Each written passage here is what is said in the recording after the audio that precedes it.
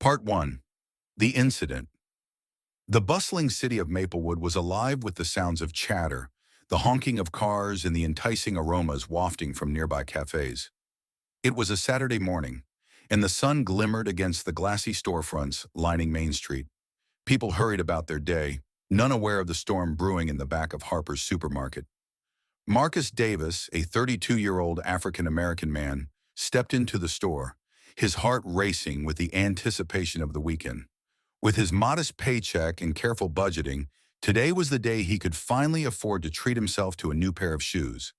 As he entered, the cool air brushed against his skin, providing a stark contrast to the warmth outside.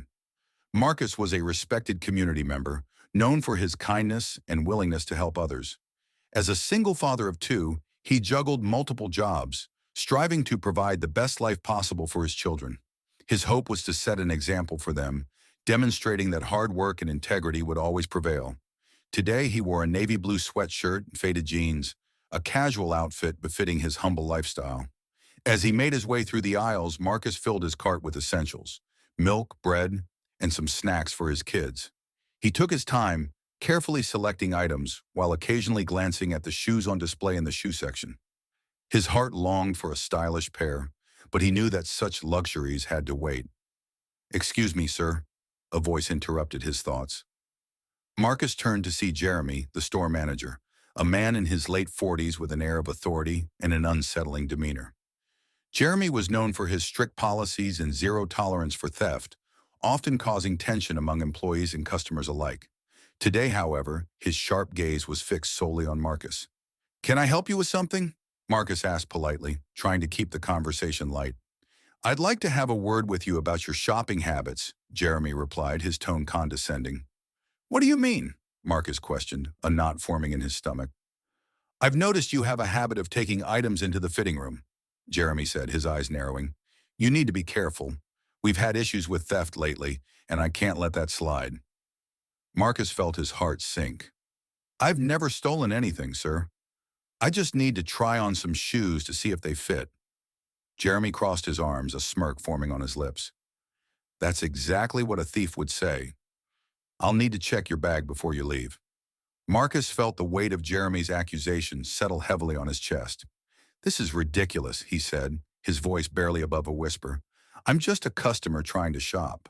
"Or so you claim," Jeremy sneered, motioning for a nearby security guard to approach.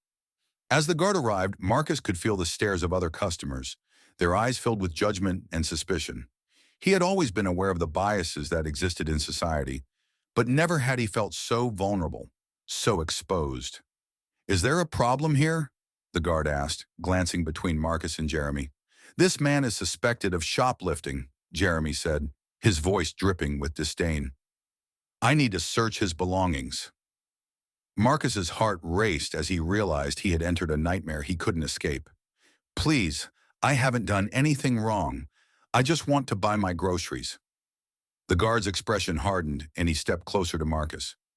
"We have to follow protocol. Empty your pockets." Part 2. The Confrontation. With shaking hands, Marcus complied, pulling out his wallet and phone. The pit in his stomach grew deeper as he handed them to the guard. He felt a wave of humiliation wash over him. The eyes of onlookers bore down on him like daggers. Jeremy stood by, arms crossed, a smug expression etched on his face. "I can't let this slide. We can't have people like you stealing from us." The accusation stung, igniting a fire within Marcus. "People like me? What do you mean by that?" His voice shook with anger and confusion. "Just that we've seen a pattern," Jeremy said, his tone dismissive. "I'm doing my job to protect the store." As the guard rummaged through Marcus's belongings, the tension in the air became palpable. "You're making a huge mistake," Marcus pleaded. "I have 2 kids waiting for me at home. I can't afford to be arrested for something I didn't do." The guard paused, looking up from the items he was inspecting. "I get it, but we have to take this seriously." Marcus felt the tears welling in his eyes, a mix of frustration and helplessness. He had always prided himself on being a good person, and now here he was, being treated like a criminal. "Can you just check the cameras?" he implored. You'll see I haven't done anything wrong. I'm just here to shop. Jeremy rolled his eyes. The cameras won't tell me anything if you've already taken something. I need to protect my store, and I won't let you get away with this. At that moment, an older woman stepped forward from the crowd, her eyes filled with empathy. Please, I saw him here the entire time. He didn't take anything. I can vouch for him. Jeremy waved her off, his demeanor unyielding. We appreciate your input, but this is between us and him. The woman frowned but stood her ground. You're making a mistake. This man is innocent. The confrontation escalated, drawing more attention from customers and employees alike. Marcus felt the heat of their stares, the weight of their judgments crushing him. He had always been a proud man, but now he felt stripped of his dignity. Finally, the guard looked up, seemingly finished with his search. You're clear, but I suggest you leave before this gets any worse. Worse? Marcus echoed, disbelief flooding his voice. You think I'm the problem here? No one's saying that, the guard replied, avoiding eye contact, but it's best if you just go. Part 3. The Aftermath. Marcus gathered his belongings and turned to leave, his heart heavy with the injustice he had just experienced. The humiliation weighed on him like a shroud, suffocating his spirit. As he walked toward the exit, the stares of customers pierced him, each glance a reminder of the biases that plague society. Outside, the sun felt hot against his skin, but all he could feel was the chill of despair. He sank onto a nearby bench, fighting back the tears that threatened to spill. How could this happen to him? He was just a man trying to provide for his children, trying to make an honest living. His phone buzzed in his pocket, breaking the silence. It was a message from his friend Liam, asking how his shopping trip was going. Marcus couldn't muster the energy to respond. Instead, he stared blankly at the ground, lost in his thoughts. What was supposed to be a simple trip to the store had turned into a nightmare, and the pain of it settled deep in his heart. The world could be so cruel, and he had felt its sting all too sharply. Suddenly, he heard footsteps approaching. Looking up, he saw the older woman from the store. She walked toward him, her expression one of concern. "Are you okay?" she asked softly, taking a seat beside him. "No," he admitted, his voice barely above a whisper. I can't believe this happened." "I witnessed everything," she said gently. "You didn't deserve that treatment. You're a good man, I can tell." "Thank you," he replied, his heart swelling with gratitude. "But it doesn't change what happened."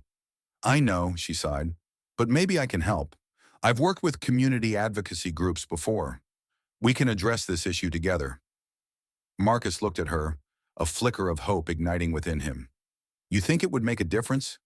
"Absolutely. Stories like yours need to be heard. It's about time we hold people accountable for their actions." Part 4. A New Beginning. Over the following weeks, Marcus worked closely with the woman, whose name was Sarah, to raise awareness about racial profiling and injustice.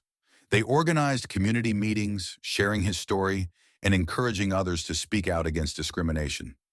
As Marcus opened up about his experience, he found solace in the support of those who stood by him.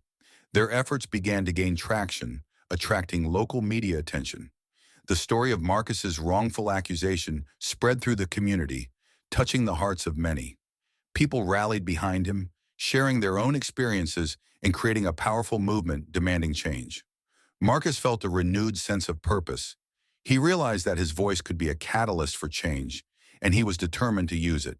He spoke at schools and community centers, sharing his story and advocating for understanding and compassion. As the movement grew, so did Marcus's confidence. He began to see himself not just as a victim of injustice, but as a powerful voice for those who had been silenced. The pain of that day in Harper's supermarket transformed into a fire that fueled his activism, inspiring others to join the cause. Part 5. The Resolution. Months later, the store manager, Jeremy, was confronted with the impact of his actions. The community had united, demanding accountability from those in power. The store faced public scrutiny, and Marcus's story had sparked a dialogue about racial profiling and systemic racism that could no longer be ignored. In a surprising turn of events, the store owner reached out to Marcus, expressing remorse for the way he had been treated. The owner invited him to meet, hoping to foster a better understanding of the issue. Sitting across from the owner, Marcus felt a mix of apprehension and hope. "I'm here because I want to help," he said, his voice steady. "We can create training programs for your staff to address bias and promote inclusivity." The owner nodded, genuinely listening. "I appreciate your willingness to help us improve. It's time we take responsibility and ensure our customers feel safe and valued." As they discussed potential changes, Marcus felt a sense of closure. He was no longer just a man accused of theft. He had become an advocate for change, a voice for those who had been wronged. Part 6. A new chapter. Weeks turned into months, and the changes Marcus fought for began to take root. Harper's Supermarket implemented diversity training programs, and the community rallied around the initiative, fostering a sense of unity and understanding. Through it all, Marcus remained committed to his mission. He continued to share his story, encouraging others to stand up against injustice.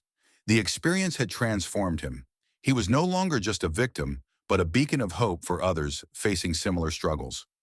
One evening, as he sat on his porch watching his children play in the yard, a sense of peace washed over him.